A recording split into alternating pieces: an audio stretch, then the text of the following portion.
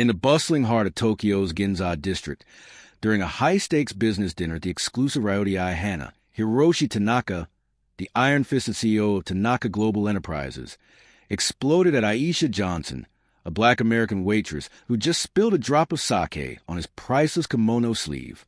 Baka Yuru, Kono Kyuso waitress, Nani Yatende yo, he bellowed in rapid Japanese, his face reddening as the room froze.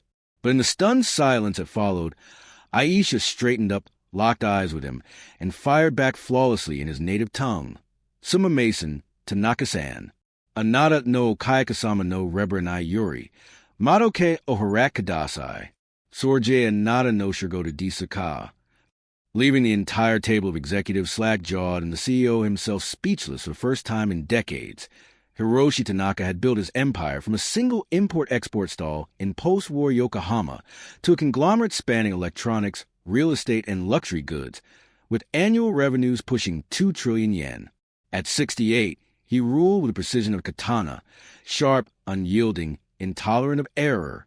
That evening in Ginza, he'd reserved the private tatami room at Ryotai Hana for a pivotal negotiation with a delegation from Silicon Valley.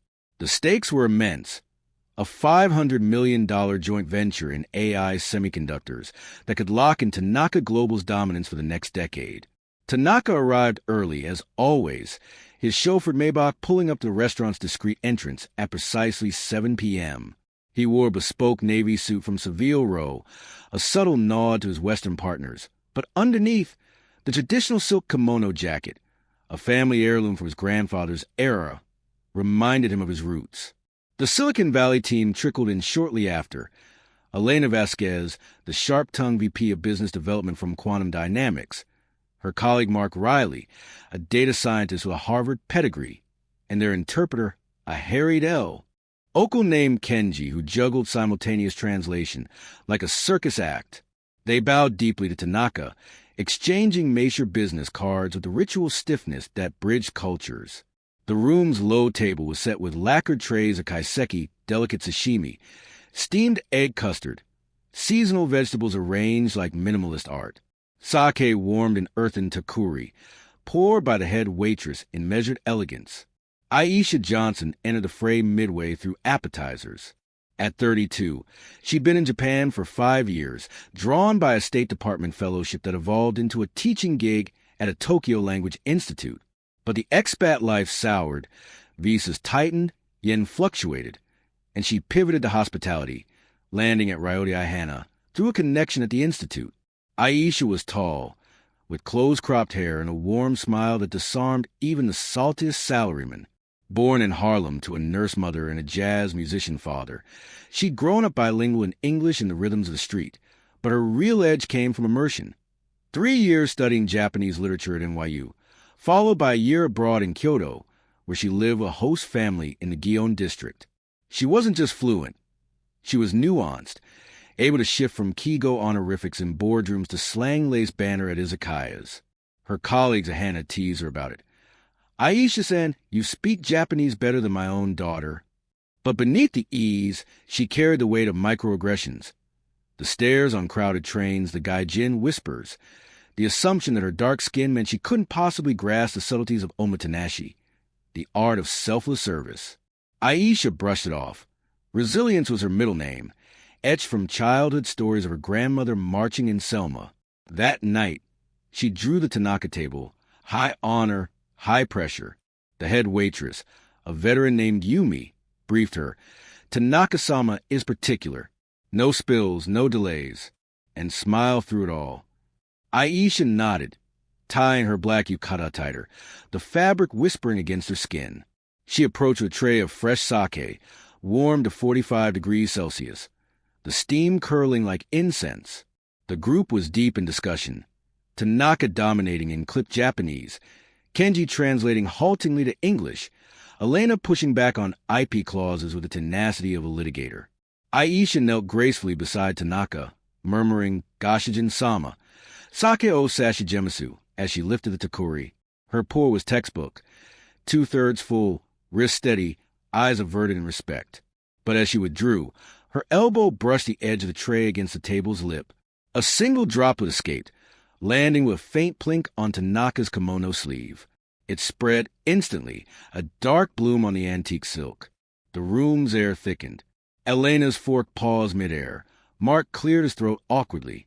Kenji froze, his translation headset slipping. Tanaka's face transformed, veins bulging at his temples, eyes narrowing to slits. He snatched the takuri from the tray, slamming it down hard enough to slosh sake onto the tatami. Then the outburst erupted. "Baka Yuru!" he thundered, the words slicing to the murmurs of adjacent rooms. "Kono Kyuso Waitress, Nani Yatendio? Anata no T-Ga Futato Shita Dekta, Watashi no Isho no Dakara, O Kegasu Enda, Kaisha no Hajida, Kono Yuro Hakai Suru, Domo Ora, Kono Binaimano Tadaik." His voice rose in pitch, a torrent of fury laced with archaic insults. "Idiot fool, the shitty waitress. What the hell are you doing? Ruining my lifelong treasure with your clumsy hands. Bringing shame to the company. Destroying this entire evening. Get this dangerous thing out of here." The tirade lasted 15 seconds, but it felt eternal. Heads turned from every corner of Ryotei Hana. Chefs peeking from the kitchen shoji. Patrons in the main hall whispering behind fans. Yumi hovered at the doorway, mortified, her hands clasped in apology. Elena shot Kenji a glare, as if blaming the interpreter for the cultural chasm. Mark shifted uncomfortably, mumbling something about water under the bridge. But Tanaka wasn't done. He jabbed a finger at Aisha, his diamond pinky ring glinting like a weapon. "Anata mitai nagai jinjie, Koko to Hadaraka Nani, Baka Geda, Kiru nochi I haiku." Aisha remained knelt, tray balanced on her lap. The spilled sake sent sharp in her nostrils. The word gaijin, foreigner, stung like salt in a fresh cut, but she'd heard worse. "You don't belong here," hissed by a landlord in Kyoto. "Go back to Africa," scrawled on her apartment door in Shibuya. Her heart hammered, adrenaline sharpening her senses. The faint creak of the tatami under Tanaka's shifting weight, the distant sizzle of tempura in the kitchen.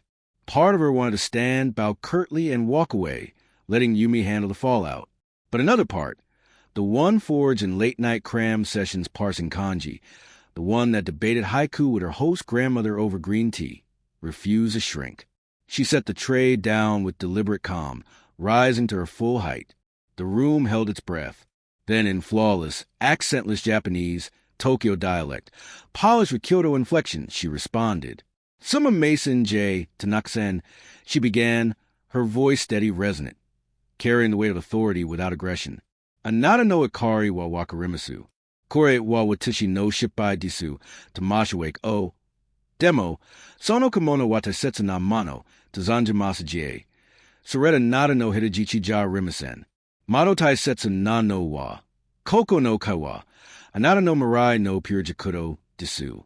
Watashi jie soji shimasu. Sashite. Mado yoka manabu temanai. Jiba no sami kadasai. Anata no shirgotu wa. Sekai o go kasa kodo. Watashi no shirgotu wa. Sur osasiru kodo. Dozo, anagai shimasu. The translation, if Kenji had managed it in real time, would have stunned. "I apologize, Mr. Tanaka. I understand your anger. This is my mistake, and I offer my deepest regrets. But while I know that kimono is precious to you, it is not your life's hostage. What is far more important is this conversation, your future project. I will clean it, and for the sake of learning better, please reflect on yourself.